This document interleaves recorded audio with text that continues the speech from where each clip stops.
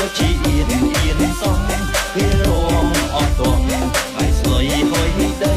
ពេលរងអត់តបនេះបាយស្លុយហុយដី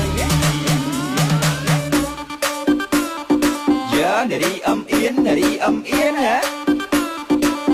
នារីអំអៀនណាច្បាស់ណាស់បាយស្លុយហុយដីមុខនឹងបាយស្លុយហុយដីអធិស្ឋានយេរីខ្មែរស្រស់ស្អាតគ្រប់វ័យមិនសងវែងសងភ្លេចខ្ញុំថាមិនវ័យស្រីស្អាតទាំងអងពេលឈរស្ងៀមដូចជាអៀនសងពេលរងអត់តបបាយស្លុយហុយដីពេលរងអត់តបនេះបាយស្លុយហុយដីយ៉ានារីអំអៀនហ៎នារីអំអៀនណា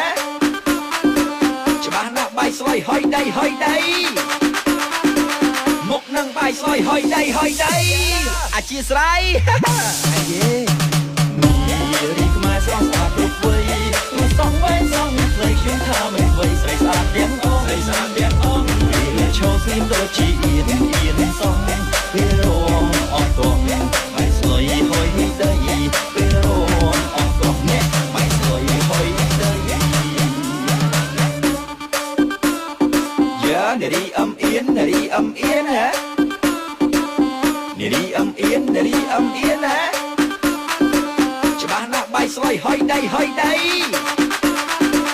មុខនឹងបាយស្លុយហុយដីអធិស្ឋាន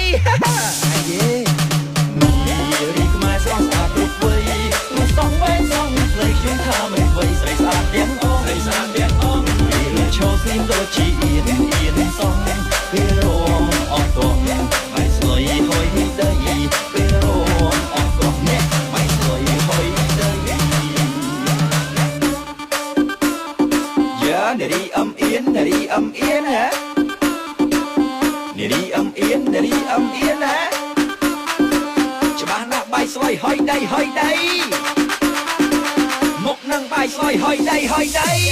អធិស្ឋានយេរីខ្មែរស្រស់ស្អាតគ្រប់វ័យមិនសងវែងសងភ្លេចខ្ញុំថាមិនវ័យស្រីស្អាតទាំងអងពេលឈរស្ងៀមដូចជាអៀនសងពេលរងអត់តបបាយស្លុយហុយដី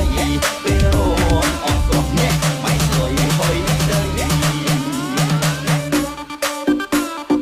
យ៉ានារីអំអៀនណា